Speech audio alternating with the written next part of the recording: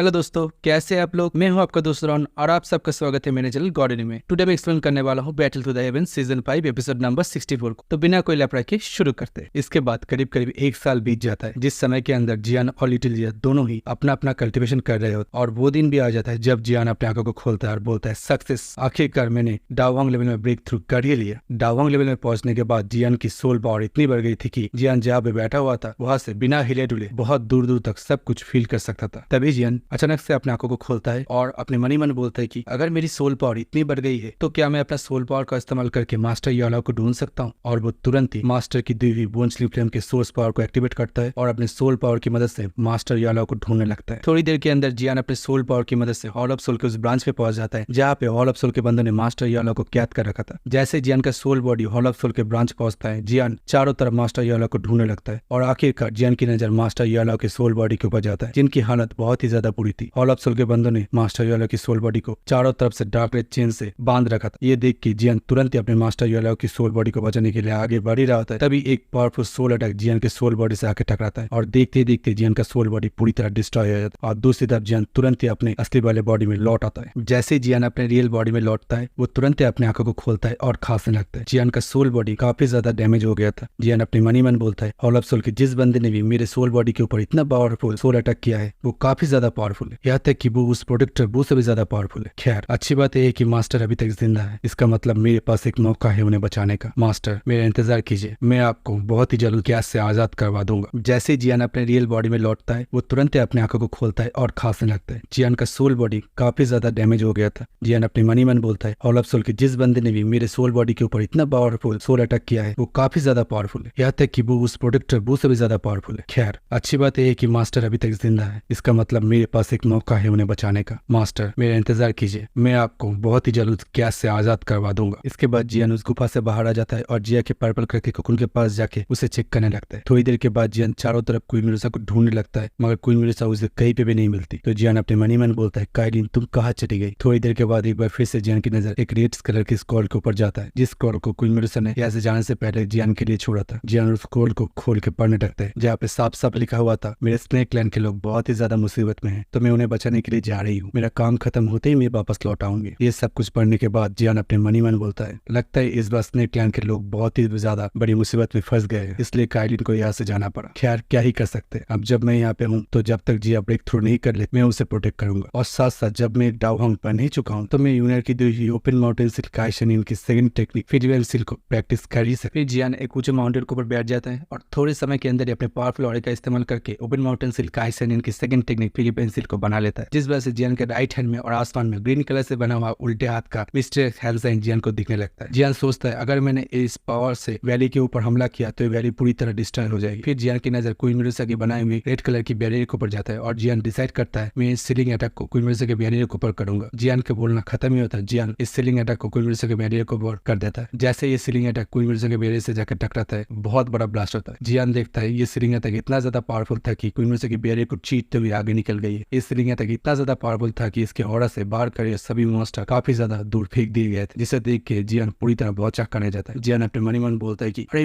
भाई साहब ये ओपन माउंटेन सिल की सेकंड टेक्निक तो इतनी ज्यादा पावरफुल है कि डाउजो लेवल के वॉरियर की भी बैरियर को तोड़ती। अगर मैंने इसे फुल्ली मास्टर कर लिया तो मैं किसी भी डाउजो लेवल के वॉरियर को चुटके में उड़ा सकता। ये सब सोच के जियान के मन में लड्डू फूटने लगता है। इसके बाद एक बार फिर से जियान क्वीन मेडुसा की बैरियर की तरफ देखता है और जियान देखता है कि क्वीन मेडुसा का बैरियर एक बार फिर से ठीक होने लगता है, जिस वजह से एक बार फिर से जियान अपने मनी मन बोलता है कि काइलिन की पावर भी बहुत ही ज्यादा खतरनाक है। थोड़ी देर के बाद जियान को नीचे से एक आवाज सुनाई पड़ता है और जियान देखता है जिया का पर्पल कलर का कोकुन पूरी तरह टूट गया है और उसमें से एक पर्पल कलर की एनर्जी बैरियर की तरफ आ रही है। जियान तुरंत वहां से हट जाता है और वो एनर्जी बैरियर से जाकर टकराती है। बैरियर में चारों तरफ एक पर्पल कलर की एनर्जी चारों तरफ फैल जाती है। फिर जियान तुरंत ही जिया के पर्पल कलर के कोकुन के पास आ जाता है और जियान देखता है उस पर्पल कलर के कोकुन के अंदर एक सुंदर सी लड़की है। और दोस्तों ये और कोई नहीं हमारी छोटी पैकेट दिल धमाका लिटिल जिया है, जो ट्रांसफॉर्मेशन के बाद इतनी सुंदर सी लड़की में बदल गई थी। जिया को देख के जियान का मुंह और आप खुला का खुला रह जाता है, उसे विश्वास ही नहीं होता कि ये जिया है। तो वो अपने आप से पूछता है क्या ये जिया है। जियान की आवाज सुन के लिटिल जिया तुरंत ही जियान की तरफ देखती है और एक लवली से लोग जियान के ऊपर देती है और थोड़ी देर के बाद एक आंख मार देती है, जिस वजह से जियान तुरंत ही अपने मुंह को दूसरी तरफ घेर लेता है और अपने ख्याली पुलाव की दुनिया में चला जाता है। अपने ख्याली पुलाव की दुनिया में जाते ही जियान अपने मनी मन बोलता है कि उफ एक कातिल निगाह, हम ठरकी बच के कहाँ जाए। मैं के चच्चा इस कातिल हसीना के लिए मैं 100 गोली अपने सीने पे खाने के लिए तैयार। जियान का ये सब बोलना खत्म ही होता। तुरंत ही जियान अपने ख्याली बुलाओ की दुनिया से बाहर आता है और बोलता है, अरे ये सब क्या हो रहा है मेरे साथ, ये तो लिटिल जिया है, ये तो अभी बच्ची है। और जियान तुरंत अपने स्पेस स्टोरेज से एक कपड़ा निकाल के जिया को देने लगता। तभी जिया जियान को बोलती है कि जियान मैं कैसी लग रही हूँ। जिया की बात सुन के जियान बोलता है, तुमने कपड़े क्यों नहीं पहने। तो जिया जियान को बोलती है कि मुझे सिस्टर कायली ने बताया था कि तुम्हें नंगी लड़कियां पसंद है। जिया की बात सुन के जियान का चेहरा पूरी तरह लाल हो जाता है। जियान अपने मनी मन सोचती है कि ये बवाल लड़की, इतने साल बीत गए, वो अब भी उस फ्लेम टावर की बात को अब तक नहीं भूली है। उसके बाद जियान तुरंत ही एक बार फिर से जिया को डांटते हुए बोलती, जल्दी से कपड़े पहनो, और जिया को वो कपड़ा देने लगता है। तो जिया भी जियान के हाथ से वो कपड़ा लेने लगता है। तभी जियान देखता है बड़ी सी जिया एक बार फिर से छोटी सी जिया में बदल गई, जो देख के जियान लिटिल जिया के ऊपर जोर जोर से हंसने लगता है। जियान को अपने ऊपर हंसता देख लिटिल जिया जियान को बोलती, तुम्हारी इतनी हिम्मत कि तुम मेरे ऊपर हंस रहे हो, मैं नहीं छोड़ूंगी तुम्हें। और जियान को मारने के लिए आगे बढ़ जाती है। जियान भी अपने हाथों से जिया के सर को पकड़ लेती है और बोलती है कि रुक जा मेरी माँ, मुझे मत मार, मैं बहुत ही जल्द तेरे लिए बॉडी ट्रांसफॉर्मेशन बिल बना दूंगा, जिससे कि तू फिर से एक बार वो बड़ी वाली जिया बन पाएगी। जियान की बात सुन के जिया को बहुत सारा गुस्सा आ तो रहा था, मगर वो रुक जाती है और बोलती है, मुझे पता है कि तुम वो बड़ी वाली जिया को ज्यादा पसंद करते हो, क्योंकि तुम उसके बॉडी को घूर घूर के देख रहे थे, और मुझे सिस्टर कायली ने बताया है कि तुम सारे मर्द लोग एक जैसे होते हो। जिया की बात सुन के जियान बोलते अरे छोड़ो इन बातों को। इसके बाद एक बार फिर से लिटिल जिया जियान को बोलती है कि जियान सिस्टर कायलिन कहाँ है। तो जियान जिया को बोलती है कि तुम्हारी सिस्टर कायलिन अपने लोगों को बचाने के लिए स्नेक ट्रैप गई है, क्योंकि उसके स्नेक ट्रैप के लोग बहुत ही ज्यादा मुश्किल में है। ये सब सुन के लिटिल जिया जियान को बोलते है कि तो क्या हम लोग भी चले उनकी मदद के लिए। तो जियान बोलते हाँ चलो चलते, और वो दोनों यूनिवर्सिटी के बैरियर के पास आ जाते। जियान लिटिल जिया को बोलते तुम थोड़ा दूर हट जाओ, मैं इस बैरियर को तोड़ता हूँ। तो लिटिल जिया बोलती है कि इस लड़कों को हमेशा ही मारना कूटना होता है, ये कोई भी बात शांति से क्यों नहीं समझा सकता। और लिटिल जिया तुरंत ही उस बैरियर के आर पार निकल जाती है। ये देख के जियान बोलता है अरे हाँ मैं तो भूल ही गया था, तुम किसी भी सील और बैरियर के आर पार जा सकते हो। जिया तुरंत ही अपने हाथ को आगे बढ़ाती है और बोलती है तो ठीक है चलो जल्दी से मेरा हाथ पकड़ो। और जियान तुरंत ही लिटिल जिया का हाथ पकड़ लेती है और वो दोनों उस बैरियर से आर पार निकल जाते। बाहर आने के बाद जियान अपने बॉडी को ठीक करते हुए बोलता है कि फाइनली मैं इतने समय के बाद बाहर आ ही गया। जियान की बात सुन के लिटिल जिया बोलती है हाँ तुम सही कह रहे हो। फिर दोनों यूनिवर्सिटी की मदद करने के लिए स्नेक ट्राइब की तरफ बढ़ जाते। थोड़ी दूर जाने के बाद जियान अचानक से एयर में रुक जाता है, जिस वजह से पीछे आ रही जिया से जाकर टकरा जाती है और गुस्से से बोलते है कि तुम कर क्या रहे हो, तुम रुके क्यों। तो जियान भी लिटिल जिया को बोलता है तुम्हें यहाँ पे कुछ अजीब नहीं लग रहा है। जियान की बात सुन के जिया सामने जाती है और अपने स्मेलिंग पावर की मदद से चारों तरफ चेक करने लगती है और बोलती है मुझे यहाँ पे कोई भी मैजिकल बीस्ट का ऑरा फील नहीं हो रहा है। लिटिल जिया की बात सुन के जियान बोलता है हाँ मुझे भी यहाँ पे कोई भी मैजिकल बीस्ट का ऑरा फील नहीं हो रहा है, मगर जब मैं यहाँ पे पहली बार आया था तब इस माउंटेन वैली में बहुत सारे मैजिकल बीस्ट और मॉन्स्टर थे, मगर अब तो यहाँ पे सिर्फ 0 सन्नाटा ही मुझे सुनाई दे रहा है। थोड़ी देर के बाद जियान फिर से जिया को बोलता है कि बी केयरफुल, इस एयर में पॉइजन गैस है। ये सुन के ही लिटिल जिया जियान के पीछे चली जाती है और डर के मारे बोलती है क्या है वही पॉइजन वाली लड़की है। तो जियान बोलते नहीं ये वो नहीं है, क्योंकि उसका पॉइजन गैस और ये वाला पॉइजन गैस बहुत ही अलग है, ये कोई और है। तभी जियान बोलते हैं चलो मेरे साथ, और वो दोनों एक डायरेक्शन की तरफ बढ़ जाते हैं। सीन चेंज होता है, हमें दिखाई जाते क्विंसल सिटी को, जहाँ पे एक डाउहंग लेवल का पॉइजन वॉरियर आया हुआ था। उसने अपने पॉइजन गैस से पूरे क्विंसल सिटी को ढक दिया था, जिस वजह से क्विंसल सिटी के अंदर ही क्लैन के सभी मेंबर और ब्लड मशीनरी ग्रुप के सभी मेंबर उस पॉइजन से अफेक्टेड हो गए, मारने लगे थे। जो देखी क्लैन का लीडर उस पॉइजन वॉरियर को बोलता है कि तुम्हें क्या चाहिए। तो पॉइजन वॉरियर बोलता है कि जल्दी से सिटी का गेट खोलो, नहीं तो सभी मारे जाओगे। उसकी ये बात सुन के ही क्लैन के लीडर ब्लड मशीनरी ग्रुप के लीडर अंकल कागन को बोलता है कि कागन हमें क्या करना चाहिए। तो अंकल कागन ही क्लैन के लीडर को बोलते हैं कि ये उसकी एक चाल है, अगर हमने सिटी का गेट खोला तो वो अंदर भी आ जाएगा और हम सभी लोगों को मार भी देगा। अगर कागन की बात सुन के ही क्लैन का लीडर बोलता है मगर अभी क्या उस पॉइजन गैस से मारने से तो अच्छा है कि मैं सिटी का गेट खोल दूं। और वो तुरंत उस वॉरियर को बोलता है कि आप अपने पॉइजन गैस को रोकिए, हम सिटी के गेट को खोल रहे हैं। जो सुनते ही वो पॉइजन वॉरियर बोलता है ठीक है, और वो थोड़ी समय के लिए अपने पॉइजन को फैलाने से रोक देता है। इसके बाद ही क्लैन के लीडर अपने बंदों को बोलता है सिटी का गेट खोल दो, और तुरंत ही सिटी का गेट खोल दिया जाता है, जिस वजह से वो पॉइजन वॉरियर बोलता है कि तो तुम लोग तो बहुत ही ज्यादा अच्छे हो, बहुत आसानी से मान गए, मगर फिर भी मैं तुम सभी लोगों को मार दूंगा। और वो एक बार फिर से अपने पॉइजन डॉक्टर का इस्तेमाल कर पॉइजन को चारों तरफ फैलाने लगता है, जिस वजह से सभी मेंबर फिर से पॉइजन से अफेक्टेड होकर मर रहे होते हैं। जो देख वो पॉइजन वॉरियर बोलता है कि मेरा ये पॉइजन धीरे धीरे तुम सभी के अंदर जाएगा और धीरे धीरे तुम सभी लोग मर जाओगे। ये सब सुनने के बाद अंकल कागन उस पॉइजन वॉरियर को बोलता है कि हम लोग हार गए, तुम जीत गए, फिर भी हमें मारना चाहते हो। दूसरी तरफ क्लैन का लीडर बोलता है कि हमने अपना प्रॉमिस पूरा किया, मगर तुमने अपना प्रॉमिस पूरा नहीं किया। और वो तुरंत ही आसमान में उस पॉइजन वॉरियर से लड़ने के लिए चला जाता है, मगर पॉइजन वॉरियर इतना ज्यादा पावरफुल था कि 2-3 अटैकों में ही क्लैन के लीडर को नीचे गिरा देता है और बोलता है कि तुम लोगों से खेलने के लिए मेरे पास समय नहीं। और वो तुरंत ही अपना पावरफुल पॉइजनिक गैस अटैक उन लोगों के ऊपर कर देता है। मगर इस बार का पॉइजन गैस अटैक इतना ज्यादा पावरफुल और खतरनाक था कि वो सभी लोग ठीक से सांस भी नहीं ले पा रहे होते और मरने लगे थे। मगर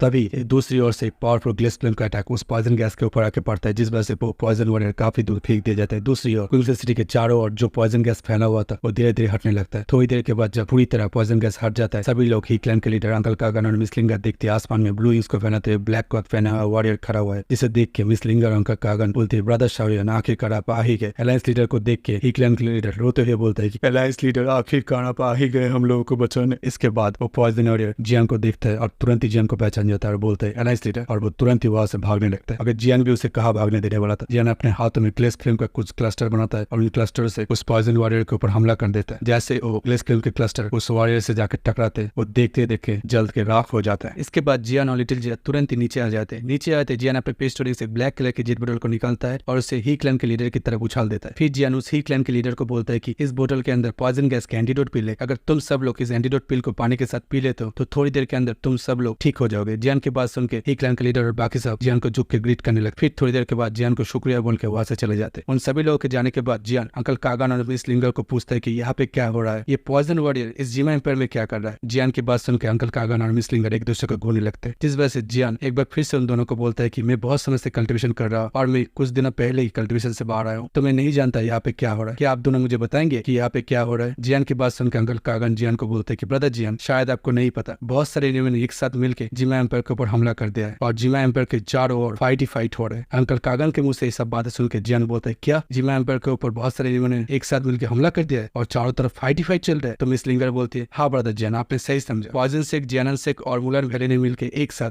जिमा एम्पायर के ऊपर हमला किया है। हालांकि ये तीनों सेक जानते हैं कि अकेले जिमा एम्पायर से फाइट करके जीत नहीं सकते, मगर साथ साथ ये लोग ये भी जानते हैं जिमा एम्पायर में पावरफुल वॉरियर्स की कमी है। इस वजह से ये तीनों सेक्ट एक साथ मिलकर जिमा एम्पायर के ऊपर हमला किया है और इन तीनों सेक्ट के powerful warriors black mountain forest के एकदम सीमा पे पहुंच गए हैं। मिस लिंगर के मुंह से ये सब बात सुन के जियान अपने मनी मन बोलता है लगता है सब कुछ गड़बड़ हो गया है, मुझे जल्द से जल्द जिमा एम्पायर पहुंचना ही पड़ेगा, नहीं तो बहुत देर हो जाएगी। इसके बाद जियान तुरंत ही मिस लिंगर और अंकल कागान को बोलता है कि मैं अभी ऐसे चलता हूँ और आप दोनों अपना ख्याल रखिएगा। जियान के इतना बोलना खत्म ही होता, जियान और लिटिल जिया वहां से तुरंत ही चले जाते हैं। सीन चेंज होता है, हमें दिखाई जाते दो डाउरिंग लेवल के वॉरियर को जो स्नेक ट्रैप की कमांडर यूमी को मारने के लिए उसका पीछा कर रहे थे। वो दोनों यूमी को बोलते कि हमने ऑलरेडी लिंगियन सिटी के ऊपर पूरी तरह कब्जा कर लिया है और हमारे तीनों सेक्ट के वॉरियर जिमा एम्पायर के बहुत अंदर तक आ गए हैं, तो तुम ब्यूटीफुल वुमेन कब तक और कितने दूर भागोगी, हम तुम्हें पकड़ ही लेंगे। उन दोनों की ये सब बेतुकी बातें सुन के यूमी उन दोनों को बोलती है कि अगर मैं इतनी ज्यादा इंजोर नहीं होती तो तुम दोनों को सबक सिखा देती, मगर एक बार मैं रिकवर कर लूं मैं तुम दोनों को इतना भयानक मौत दूंगी कि तुम दोनों सोच भी नहीं पाओगे। यूमी की बात सुन के वो दोनों वॉरियर बोलते तो ठीक है देख ही लेते, और वो दोनों वॉरियर्स अपना अपना एक पावरफुल स्लैश अटैक यूमी के ऊपर कर देते, जो देख यूमी भी नहीं रुकती। यूमी भी अपने आप को बचाने के लिए अपने दोनों हाथों से अपने डाउकी से दो पावरफुल स्पिरिचुअल स्नेक बना के उनके अटैक को रोकने लगती, मगर उन दोनों का पावर इतना ज्यादा था कि यूमी का अटैक पूरी तरह डिस्ट्रॉय हो जाता है और उन दोनों का अटैक यूमी के बॉडी के ऊपर जाके लगता है, जिस वजह से यूमी काफी दूर फेंक दी जाती और जमीन पे जाके गिरती है। जमीन पे गिरने के बाद यूमी देखते हैं कि वो दोनों वॉरियर्स ने उसे पकड़ लिया है, जिस वजह से यूमी अपने मनी मन बोलती है कि क्वीन मुझे माफ कीजिएगा, मैं आपकी बात को रख नहीं पाई। तभी वो दोनों वॉरियर्स एक दूसरे को बोलते हैं कि हम दोनों जिमा एम्पायर के बहुत ज्यादा अंदर तक आ गए हैं, जो बिल्कुल भी ठीक नहीं है। इससे पहले जिमा एम्पायर के किसी भी पावरफुल मास्टर से हमारा सामना हो, जल्द से जल्द इस उम्र को खत्म करके यहाँ से चलते। उन दोनों का ये सब बोलना खत्म ही होता, तभी वो दोनों फिर से एक बार अपना अपना पावरफुल स्लैश अटैक यूमी के ऊपर कर देते और जैसे वो स्लैश अटैक यूमी से जाके टकराने वाले होते तभी दूसरी ओर से एक पावरफुल फ्लेम अटैक उस स्लैश अटैक से जाके टकरा जाते और देखते देखते वो दोनों स्लैश अटैक पूरी तरह डिस्ट्रॉय हो जाते और वहाँ पे जियान और लिटिल जिया पहुंच जाते। जियान यहाँ पे आते ही मिस यूमी को बोलते हैं कि मिस यूमी क्या आप ठीक है, आपको ज्यादा चोट तो नहीं हुई। तो मिस यूमी भी जियान को देख के बोलती है कि क्या आप जिमा एम्पायर से आए मेरी मदद करने के लिए। तो जियान भी मिस यूमी को बोलता है कि ऐसा ही समझ लीजिए। इसके बेकर बाद वो दोनों वॉरियर्स जियान को बोलते हैं कि कौन है बे तू जो जियान से के मैटर के बीच में आ रहा है, लगता है तुझे पहले टपकाना पड़े। उन दोनों की ये बात सुनकर जियान थोड़ा सा मुस्कुराता है और बोलता है मुझे लगता है मुझे तुम दोनों को पहले टपकाना पड़ेगा और तुम्हारे जियान से चलना पड़ेगा। जियान की ये बात सुनकर उन दोनों को बहुत ज्यादा गुस्सा आता है और वो दोनों अपना अपना सबसे पावरफुल अटैक जियान के ऊपर कर देते हैं, जो देख जियान भी नहीं रुकता। जियान भी अपनी फ्लेम का बैरियर बना के उन दोनों के अटैक को रोकने लगता है और थोड़ी देर के बाद अपनी फ्लेम रिंग अटैक से उन दोनों के अटैक को पूरी तरह डिस्ट्रॉय करके उन दोनों को काफी दूर फेंक देता है, जिस वजह से वो दोनों पूरी तरह डर जाते हैं और एक साथ बोलते कि टाओ, और इतना बोलते ही वहां से भागने लगते। तभी मिस यूमी जियान से बोलते कि उन दोनों को भागने मत देना। तो जियान के बिल टाओकी उसको फैलाता है और थोड़ी देर के अंदर ही उन दोनों को टपका के वहां पे ले आता है और मिस यूमी को बोलता है कि मेरे हाथ से बच के जाना इम्पॉसिबल है। इम्पॉसिबल मतलब इम्पॉसिबल। जियान की इतनी खतरनाक पावर को देख के मिस यूमी पूरी तरह हैरान रह जाती है। फिर जियान अपने पेस्टोटिंग से एक पिल निकाल के मिस यूमी को देता है और बोलता है कि आप इस पिल को खा लीजिए, जिससे आपकी इंजरी पूरी तरह हील हो जाएगी। मिस यूमी उस पिल को अपने हाथों में लेकर थोड़ी देर सोचने लगती है, जिसे देख के जियान मिस यूमी को बोलता है कि आप मुझ पर ट्रस्ट कर सकती है, ये पॉइजन नहीं है। उसके बाद मिस यूमी उस पिल को खा लेती है, जिस वजह से थोड़ी देर के अंदर ही मिस यूमी का जो इंजरी था वो पूरी तरह हील हो जाता है, जो देख मिस यूमी जियान को बोलती है कि बहुत ही ज्यादा पावरफुल पिल था और झुक के जियान को ग्रीट करने लगती है और बोलती है कि मैं स्नेक टाइप के कमांडर मिस यूमी हूँ और आपका नाम क्या है। तो जियान भी मिस यूमी को बोलता है कि मिस यूमी शायद आपने मुझे पहचाना नहीं, मैं जियान हूँ जिसे आपने कई साल पहले मारने की कोशिश की थी। जियान के मुंह से ये बात सुनकर मिस यूमी अपने फ्लैशबैक में चली जाती है और वहाँ पे देखते कि कैसे उसने जियान को पास्ट में मारने की कोशिश की। तभी वो अपने फ्लैशबैक से बाहर आ जाते हैं और जियान को बोलते तो क्या अब तुम मुझे मारने के लिए आए हो। तो जियान बोलते नहीं मैं वो सब कुछ भूल चुका हूँ और आप भी भूल जाइए। थोड़ी देर के बाद मिस यूमी एक बार फिर से जियान की तरफ देखती है और बोलते यान क्या तुम यान एलायंस के लीडर हो। तो जियान बोलते लीडर का तो पता नहीं, मैं एलायंस का एक पावरफुल वॉरियर हूँ। जियान की बात सुनकर मिस यूमी गुस्सा हो जाती है और जियान को बोलती है कि मैंने इससे पहले तुम्हारे जैसा इररिस्पांसिबल लीडर कभी नहीं देखा। तुम्हारे एलायंस के ऊपर इतना बड़ा खतरा मंडरा रहा है और तुम बाहर ही नहीं आते। अगर हमारी क्वीन विडोसा नहीं होती तो कब का तुम्हारा यान एलायंस खत्म हो गया होता और जिमा एम्पायर के ऊपर वो तीनों से कब्जा कर लेते। यूमी की बात सुनकर जियान बोलता है मुझे पता है, मैं ब्रेक थ्रू करने के लिए गया हुआ था तो मुझे इन सब के बारे में कुछ भी नहीं पता था। खैर छोड़ इन बातों को, मैंने सुना है उन तीनों से के सभी वॉरियर्स ब्लैक माउंटेन फॉरेस्ट के सामने आ गए हैं, क्या तुम वहाँ का सिचुएशन मुझे कुछ बता सकती हो। तो यूमी भी जियान को बताने लगती है कि थोड़े साल पहले पॉइजन सिक के लीडर, जनरल सिक के लीडर और मुल्तर वैली के लीडर अपनी अपनी बड़ी सेना को लेकर ब्लैक माउंटेन फॉरेस्ट के सामने आ गए थे। उनमें से पॉइजन सिक की जो लीडर है उसकी पावर हमारी क्वीन विडोसा जितनी है और उसका जो पॉइजन है वो बहुत ही ज्यादा स्ट्रेंज है। दूसरी ओर जनरल सिक का जो लीडर है यान लुटियन वो भी एक पक्का डाउजोंग है। साथ साथ मुल्तर वैली से जो 3 लीडर्स आए वो भी डाउहोंग के पीक पे और वो एक खास तरह के डाउ की स्किल को प्रैक्टिस करते, जिस वजह से फाइट के दौरान जब भी वो तीनों